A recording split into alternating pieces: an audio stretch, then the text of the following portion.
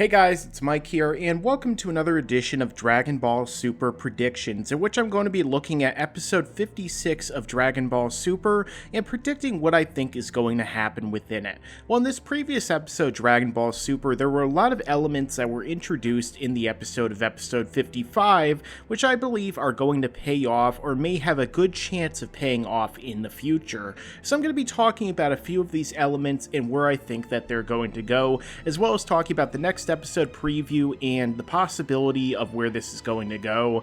Now, I might mention slight spoilers in here somewhere, so be forewarned. If you don't want to hear any of them, just let me know down below what you think is going to happen in Dragon Ball Super this coming weekend, and let me know your different theories as to what you think may happen. So on the last episode of Dragon Ball Super, we were introduced to a number of elements. First off, we were introduced to the idea that Beerus and the Kaioshin are a set, or the God of Destruction and the Gods of Creation are a set, and they are kind of linked in some ways, in which if the Kaioshins were to die, the God of Destruction would also die, and I assume vice versa. Now, this is definitely a very interesting element that was also introduced in the most recent chapter of the Dragon Ball Super manga, and it makes me wonder why they're even mentioning it or introducing it unless perhaps they have a way for it to be paying off in this arc in the future. And one of the things that Goku said after he heard about this is, oh, so all I have to do is defeat Kaioshin, and I'll also defeat Beerus. Now, of course, Goku laughs this off essentially and says, that'd be way too easy, that would be no much fun, because obviously he could effortlessly beat the Kaioshin since he beat up a much stronger version than Zamasu. But it makes me wonder if perhaps in Dragon Ball Super in the future, maybe not this next episode, but some other point later on, that's going to play some kind of part. Now, as we heard in the manga chapter, the possibility is that Black may have somehow killed the God of Destruction in his own universe or in the timeline in which Trunks is from. So it's entirely possible that what happened was that he killed the Kaioshin. And another thing that I think is interesting that will tie into Zamasu as well is the fact that Zamasu himself is a Kaioshin. So one has to wonder, first off, if Zamasu is in fact Goku Black or Black, this character, that this villain and antagonist that's been introduced in this arc, is he still a Kaioshin in that way? And if so, how did he get his hands on those earrings? Now, when he was with Gowasu on the Barbarian planet, we saw that he had access to that Kaioshin ring, that Patara earring, which he had on his ear because he was promoted during that point in time to a Kaioshin so that they could watch over and use the time ring for that planet and try and determine where it's going. Now, as we saw, Zamasu attacked one of the members of the Barbary race and killed him, even though he didn't need to. I mean, these characters are so powerful, I don't see why they didn't just simply get out of the way and fly out of the way and leave these people be, but Zamasu, of course, has no value of their lives and doesn't believe that they're really worth living in the first place. And there was a conversation that happened in the episode between him and Gowasu, which Gowasu was explaining to him the reason why the gods gave the immortals or the Ningen their knowledge in the first place, and Zamasu believes that these mortals having this knowledge actually makes them evil. It makes all mortals with knowledge are evil, but at the same time, Gowasu continues to tell him that we are meant to observe, we are not meant to interfere like the God of Destruction. There should be a balance between good and evil, and there should be you should set aside your justice in that case. And it seems like almost Zamasu, after hearing what this is, and after hearing what Gowasu said himself, is starting to view Gowasu as also being evil, or is viewing him, sort of as someone who himself is kind of aiding and abetting this. For example, when he said, Gowasu, only observing is a crime, or only being an observer is itself a crime. So it almost seems like this entire time when we've been seeing Zamasu, everything in his mind is rationalizing what he is going to do as Black. Everything in his mind is essentially rationalizing the evil atrocities that he is going to commit because he doesn't believe that they are evil, and he is simply finding the motivation.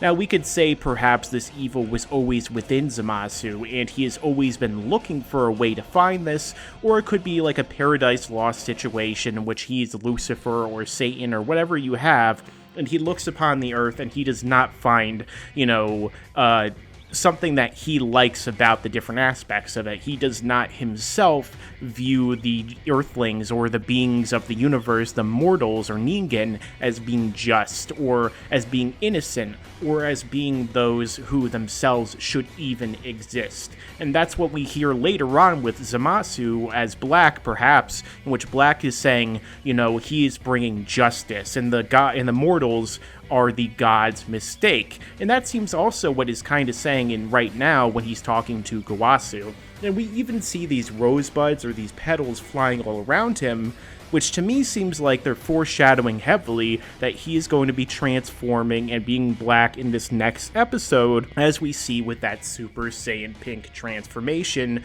or Super Saiyan Rose, as it is. Super Saiyan Rose, as many people called it, and now they're pronouncing it Rose. I don't know if they're going to call it that when we actually get to the English dub. They might call it Rose. They might even call it Pink. I guess we'll find out. But at the end of the day, it's also, bringing up the fact that Goku, Vegeta, and Trunks are going to the future. They're already there, and they're going to be fighting Black in that transformation. Now, first off, we see Black is taking shots from Vegeta in his base form, quote-unquote, and Vegeta as a Super Saiyan Blue, and we even see that Black is smiling and kind of laughing it off, and then he transforms, and we even see Goku is a Super Saiyan Blue as well. So, a lot of people automatically are going to say, well, is Black's base form now stronger than Goku and Vegeta's Super Saiyan Blue, or at least Vegeta's Super Saiyan Blue, because in the manga, or the anime at least, Goku seems to be able to transform, to a 10 times Kaioken, unless they're ignoring that now, since the power scaling does kind of seem to be different in this arc than the previous arcs for whatever reasons. But the fact of the matter is that if Black is actually Zamasu, a Kaioshin, then he's not a Saiyan. So the contemporary idea is that we have to represent the base form, and the multipliers of Super Saiyan forms does not necessarily apply here because of the fact that he's not really transforming into a Super Saiyan that we know of. He's not transforming into any kind of form that we know that any of them can attain. It could just simply be an appearance, kind of like his appearance as Goku, and that's his appearance when he becomes his full power, 100% power form. So when we see that, I think it makes a little bit more sense to rationalize it that way. I really doubt that somehow his base form is stronger than theirs, and then he gets like a god power-up or something on top of it, because that would make him thousands and thousands of times stronger than the Super Saiyan Blues themselves. He would be stronger than Beerus for sure at this point, even though they always try and go out of their way to make it seem like Beerus is always going to be stronger, even though Super Saiyan Blue, possibly being 10 times the Super Saiyan God, should automatically make him way stronger than Beerus. So, I mean, if that's the case, though, if they're really going for those multipliers, we did have other characters introduced in last episode, such as Daishinkan, and they did mention that in the previous episode that he is one of the top 5 fighters in all of existence, and he is far more powerful than even Whis himself. So is the reason in the previous episode that they introduced us not only to Daishinkan, but also to this button that the Omni King has created is to give us a completely different ending to this arc from what we expected? Is it possible, perhaps, that Goku and Vegeta and even Trunks are all going to lose to Black?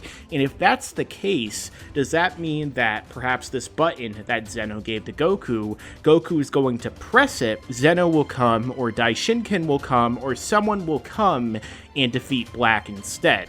if that's the case, it makes me wonder, I mean, it's an interesting twist, certainly, I'm going to say that, but it's not really something I would like for them to do, because what's the entire point of Goku and Vegeta training? What's the point of everything building up into this? What's the point of Trunks having this guy as his villain if Zeno's just going to come in and blink him out of existence?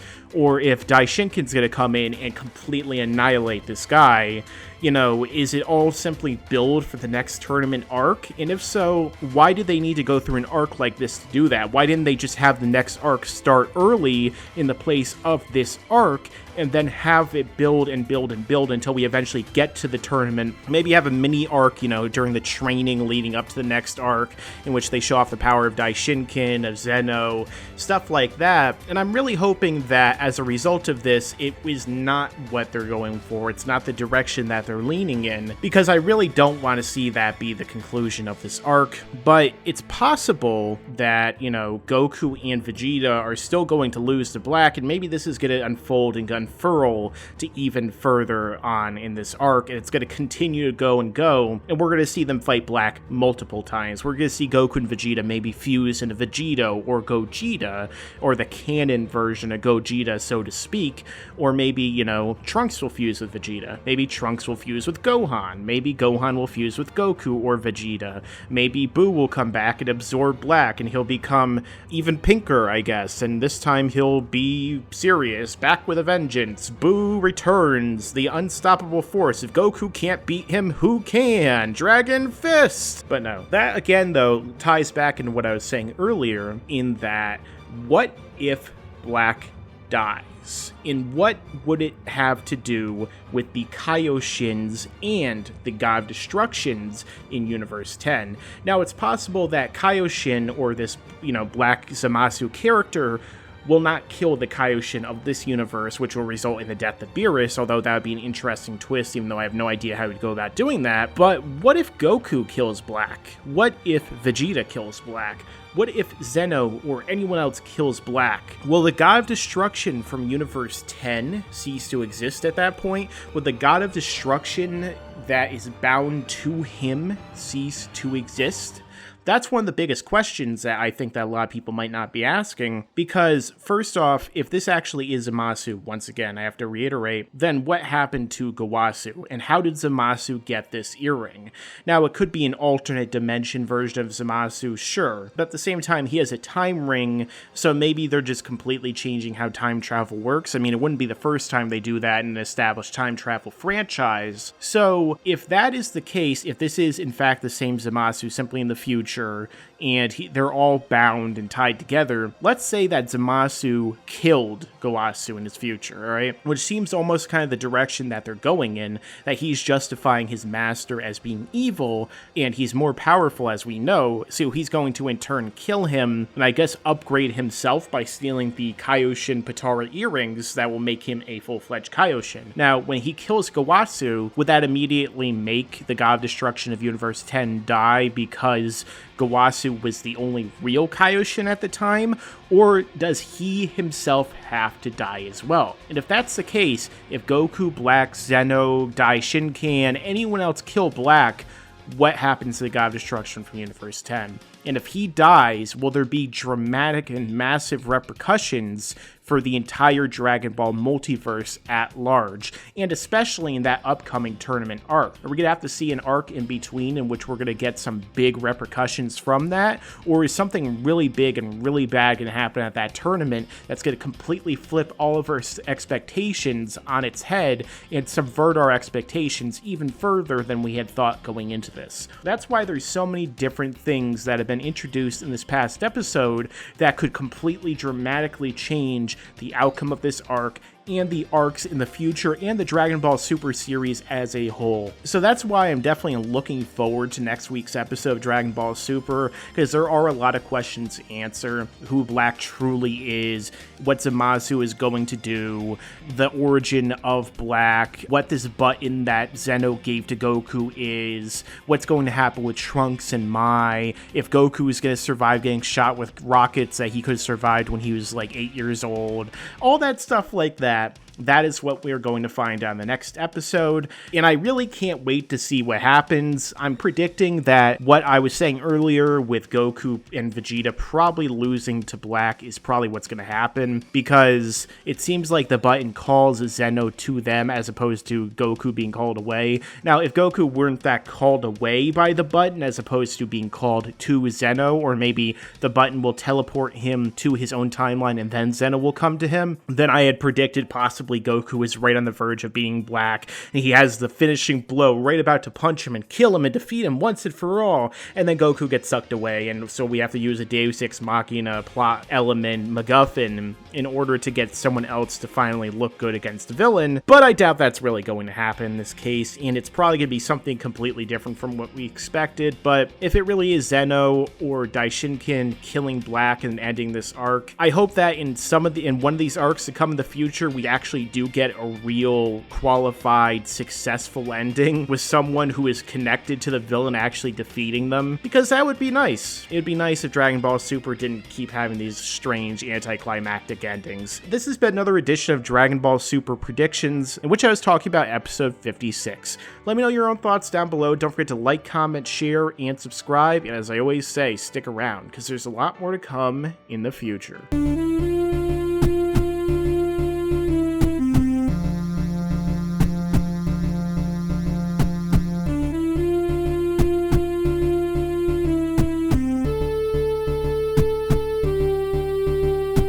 What? What do you want? Why are you still watching the fucking video? Do you expect me to say something? Well, I know what you expect me to say, but I'm not going to say it. Rubber baby buggy bumpers.